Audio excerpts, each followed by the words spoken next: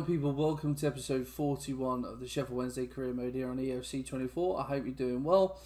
And well, we've just about caught our breath back after a very, very tense end to the transfer window. If you haven't seen that, by all means, go and check out last episode. But yeah, we'll catch up with what happened, and yeah, it was some frantic times on deadline day. We've had a look at the league table after our first three games. A win, a draw, and a loss. We sit in 11th, so yeah, pretty bang average start to the season, it must be said. If we have a look at those games that happened, then we started with a 0-0 draw away at Brentford to start the season. We then picked up a 2-0 win at home against newly promoted Bournemouth, and then a 2-1 defeat to the big rivals again. We did lose 4-1 on penalties in the Cup as well to Watford. We simmed that game. But we went 1-0 up against Sheffield United. We then bottled it. An excellent winning goal, to be fair, from Terran Moffey. And yeah, we've picked up 1 point from 5 games against Sheffield United in this career mode. It's not been very good. But today we start with a home game against Southampton. We then travel to Fulham. And we finish the episode with a home game against Manchester United. And see if we can go unbeaten against them again this season. But if we have a look at what happened towards the end of the transfer window, we'll catch up with all our business really. So we brought in Elias Salah after his loan spell last season. We signed him for £19 million. Mike Cooper submitted a transfer request last season. He went to Leeds for just over £10 million. We brought in Ruben Blanco on a free as our new backup goalkeeper. Pierce Charles was sold to Le Havre. Bailey Calamatri was sold to Hull.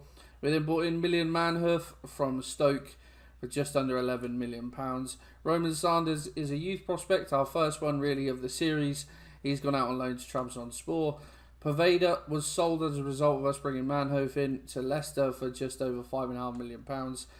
We then started deadline day by signing Vicente Pizarro from Sevilla for 11 million, so we've given them 30 million this transfer window, but a very good addition in central midfield. As a result, Will Hughes was no longer needed, so we sold him to Everton for just over £5.5 million. But then it started to kick off in the final few hours. And well, Championship Palace came in with a bid for Casey McAteer, who we've not really used in this career mode. We negotiated it to just under £13 million. And they accepted, so he was on his way. And then a big bid came in from Aston Villa, just under 30 million for our star striker Fernandinho. And well, it's not really a surprise that he decided to leave, considering they're now paying him, well, I thought it was £74,000 a week. It's actually £84,000 a week. So yeah, more than doubling, almost tripling his wages, I would say. So, yeah, that was with an hour to go that deal went through. So we had a bit of scrambling to do, but we had a nice chunk of change to do something with. We bought in Lewis Miley from Villarreal, 20-year-old central midfielder, despite selling a winger. So we're going to use Asprilla as one of our wingers now. He came in as a winger when we first signed him. He's played there, he's played cam, he's played central midfield. But Miley in for just under £17 million.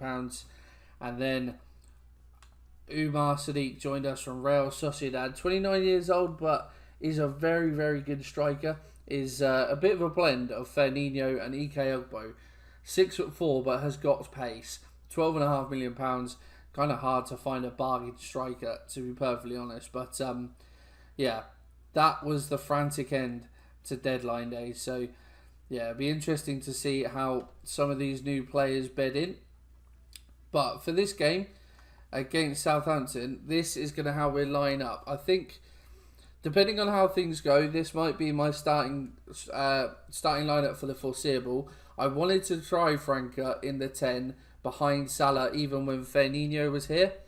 Mascara has come in and has been brilliant again, as he was at the end of last season. So he partners Cannon in the middle. Alvarez is now at left back.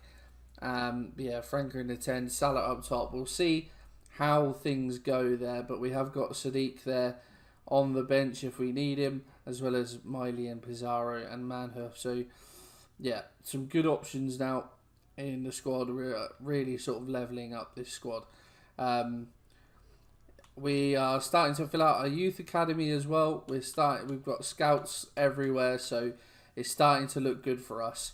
But we're doing some more scouting just to get some reports on players that we might not have utilised before, especially in likes of Germany and Italy where we haven't scouted before. So get some info on the ground would be good. But that's enough of a catch up for the start of this episode. If we have a look at where our opponents for today sit in the table, Southampton haven't won yet to start the season. Neither have Fulham, but United, I would imagine, are up there in 4th. So yeah, it's a mixed bag, but we'll certainly wait and see how things go. If you are looking forward to this episode, make sure you pop a like up there for me. Subscribe to the channel. Well, without any further ado, let's get involved, shall we? Well, for our first game of the episode, this is how our visitors Southampton line up. Joe Lumley is in goal. Back 4 of Parker, Endo, Lawrence and Osterwald. That's a very low rated back line. Charles Holding with Aribo and Macaulay in the middle. Musi on the right. Stewart leading the line. Sulemana on the left. Sulemana, well, they have plenty of options on the bench. Our team's still taking us slightly.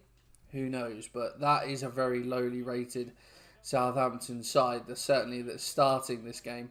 So we'll have to wait and see how things go. But early signs this season have been largely good. Despite results not necessarily going 100% our way, performances have actually been pretty good. I've been pretty happy with them. So we'll just have to see how things progress as we get settled into the season. Come forward here, Southampton. Macaulay into a reboot. Sidesteps his man nicely. Finds Ross Stewart. We try and get a man across, but Trafford, thankfully, is alive and alert to the danger, and we'll just get this one clear. Salah, of course, a very different striker to Fernandinho and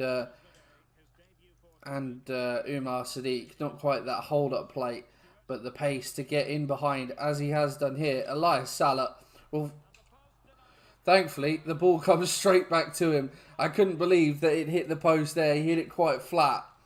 And thankfully, the angle that it hit the post meant that it just came straight back to him. Joe Lumley, well beaten. Thankfully for us, the angle not too tight for Salah to just come back onto the ball.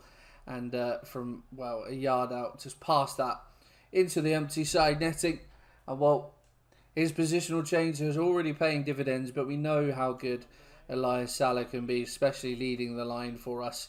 And it's a fruitful start and a great tackle by Barrios there as well. And Salah will continue his run. And there's a run being made by Pukstas. Brings that down. Oh, and that's so unfortunate for the American. It was a great run.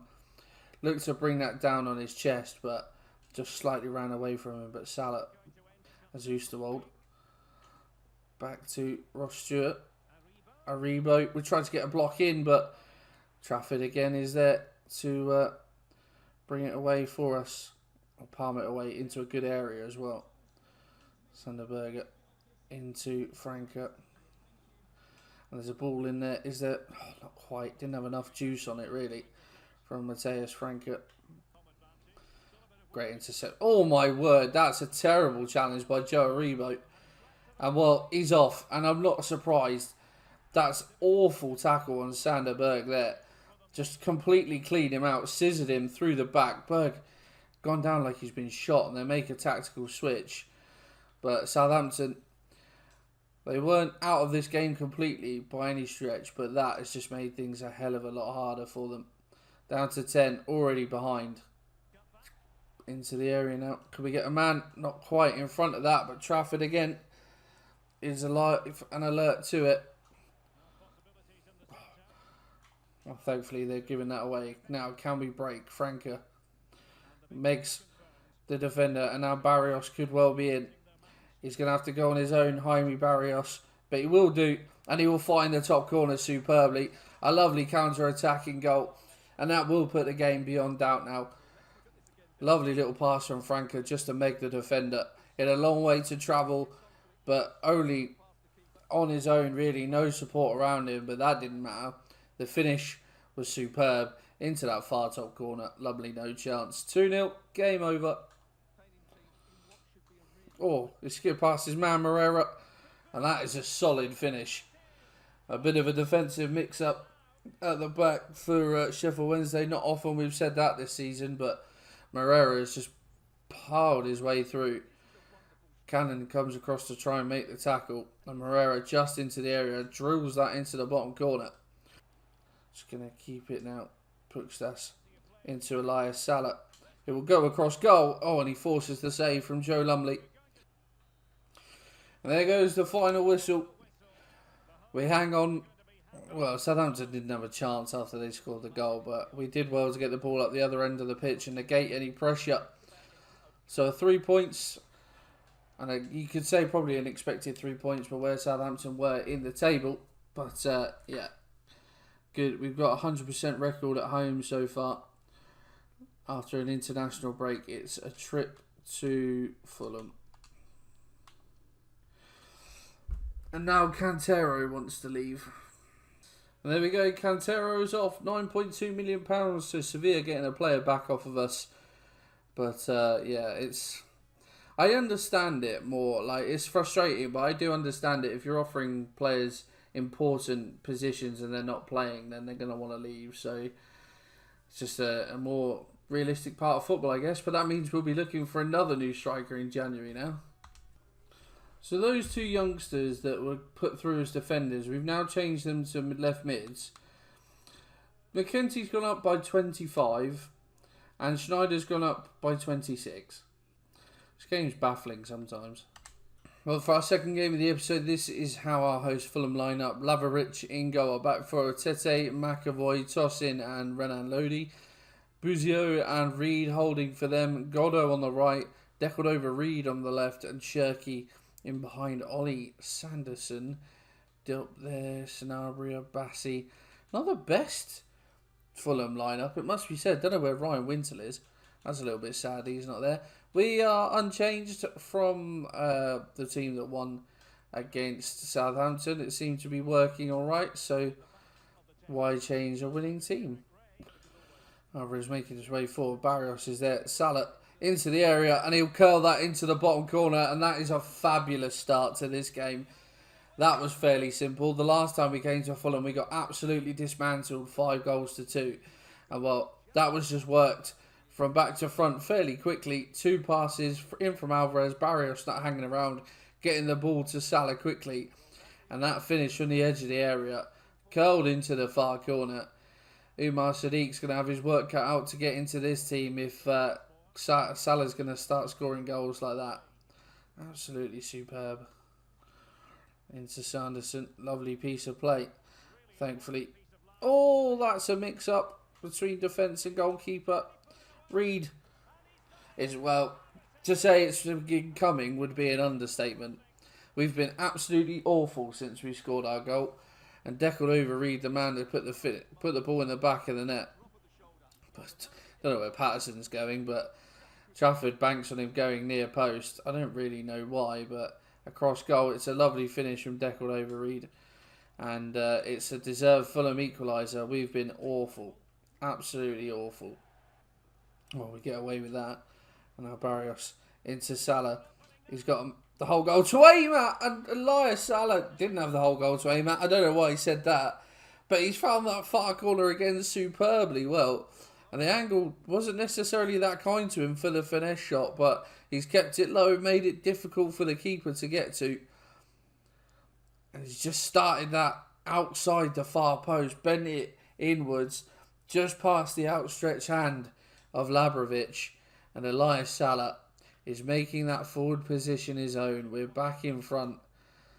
Just 2 moments of brilliance from Elias Salah in a performance that has otherwise been pretty poor. And we could be in again. Barrios. Gonna go. Oh, that. Oh. I need an overlap. Oh, and it's not coming, but that's a reckless challenge there. I think he could be off, and he is indeed. 2 red cards in 2 games for our opponents. Renan Lodi this time. And it is a reckless challenge. Fulham could have no complaints whatsoever. It's off the ground, and he's just gone through the back of Franca. Right, Robert Skov is supposed to be good at free kicks. Let's see how we get on here. Robert Skov. Oh, and it's a good save in the end from Labrovic. But there is the half-time whistle. The last chance of the half. And, well, we have a lead, just like we did against Southampton, both on the scoreboard and in terms of a man advantage. Let's make this count now, shall we? Looks like they're playing Harrison Reed at centre-back. And Tossin's moved out to... Oh, Elias has done so well. Can he finish it? He does indeed. He has his hat-trick. Superb footwork from the little Italian. And he has a hat-trick. And Sadiq, who, well, may have wasted our money. We certainly didn't, because we need him after Cantero is leaving. But just pass that into the top corner. The composure he showed under pressure to keep that ball under his feet. Didn't even realise he had it until he emerged into the area with it. Superb goal. And that is surely game over against a 10-man Fulham. Fulham with the corner here. Going to work it short, I think, to Rayan Cherki. We've got two men there. Can't. No one can get to that. And just like Southampton, you think the game is dead and buried, and then something sloppy happens, and we allow them back into the game. Is it Tossin there at the front post to get there? I'm holding Y for the keeper to come out, but I'm also, because the defender's moving towards it, holding B to get, oh my word, to get rid of it. Neither, obviously, like cancelling each other out. Come on, boys. Let's not throw this one away now. Barrios will have that, though, as he nips inside, and there's a massive gap there for Jaime Barrios. And we'll just pass that. Serves me right for being greedy, doesn't it, really? I'm trying to sweaty it. But that should be game now. Salah. Oh, I'll try to get it through to Skov. But that will be the game. 3-2 it finishes. Couldn't quite bury the game at the last, but that man, absolutely superb today. Deserves his match ball. Just some moments of pure brilliance from him. And very happy that we've signed him on a permanent basis. Another 3 points. For the final game of this episode then, against Manchester United. This is how our visitors line up. Ramiro in goal. Back four of Carr, Maguire, Bennett and Brandon Williams. Pepelu and Casemiro in the middle. Greenwood on the right. Rashford on the left. Marcel Ruiz in behind Højlund. Some decent options on the bench there. But a bit of a mix again defensively.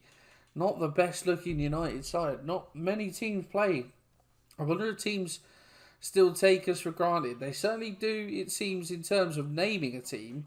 When it actually comes to play, though, it's not as obvious it was back as sort of a couple of editions of FIFA ago when they were taking you for granted, because it was much more apparent in terms of how they played. But they're much better now these days for sure. Casemiro, well, Berger has done very well there to get in. And he's actually, well, I thought it was him, but it's actually, oh, that's a terrible touch from Skov. And he might well just keep going. He's got the better of Brandon Williams, and he could be in here, Rokas Pukstas. Pukstas across goal. It's a lovely save from Ramiro. That was certainly heading towards, don't know what Barrios has done there. I was certainly heading towards the far corner, if not from the intervention. Oh, and Salah almost steals in. Lovely play out from the back. And now Patterson can release Skov down the line. Play this inside to Franca, who's got plenty of space. Mateus Franca in front of his man, and he will bury that.